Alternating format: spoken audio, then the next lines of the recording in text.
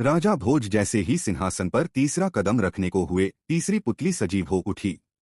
उसका स्वर गंभीर और दृढ़ था। उसने कहा, हे भोज, यदि तुम यह सोचते हो कि केवल बलिदान और करुणा ही राजा को महान बनाते हैं, तो अधूरा सत्य है।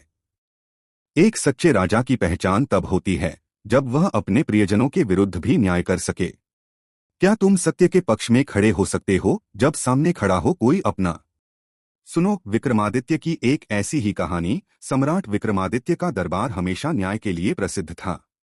एक दिन दरबार में एक वृद्ध और दुखी स्त्री आई। स्त्री ने कांपती आवाज में कहा, महाराज, मेरे पति को नगर के बाहर लूट लिया गया और उसे मार डाला गया। इस घटना का एकमात्र चश्मदीद गवाह मेरा छोटा बेटा है, जिसने हत्यारे का चेहरा देखा, और वह है आपका पुत्र। सभा में खलबली मच गई। मंत्रीगण मौन थे।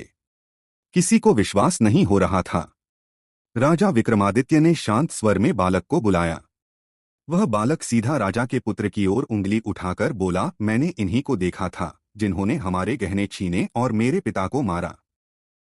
राजा विक्रमादित्य की आंखों में पीड़ा थी, पर चेहरा दृढ़ था। उन्होंने मंत्री से कहा, युवराज होने का अर्थ यह नहीं कि वह कानून से ऊपर है। यदि यह दोषी है तो इसे दंड अवश्य मिलना चाहिए। सैनिकों को आदेश दिया गया कि युवराज को बंदीगृह में रखा जाए और उचित न्यायिक प्रक्रिया के बाद निर्णय लिया जाए। जांच शुरू हुई। गवाह, सबूत, तफ्तीश के बाद यह स्पष्ट हुआ कि असली अपराधी युवराज का हमशक्ल एक ठग था जो वीरभद्र के नाम का दुरुपयोग कर रहा था।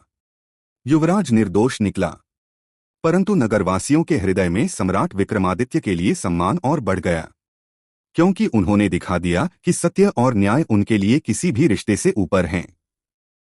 तीसरी पुतली राजा भोज से बोली, हे भोज, सम्राट विक्रमादित्य ने कभी अन्याय को रिश्तों की आड़ में छिपने नहीं दिया। क्या तुम में इतनी निष्ठा है? क्या तुम अपने प्रियजनों को भी न्याय के सामने झुका सकते हो? यदि नहीं, तो इस सिंहासन पर बैठना तुम्हारे लिए केवल एक इच्छा होगी, अधिकार नहीं। यह कहकर पुतली फिर से पत्थर की मूर्ति बन गई।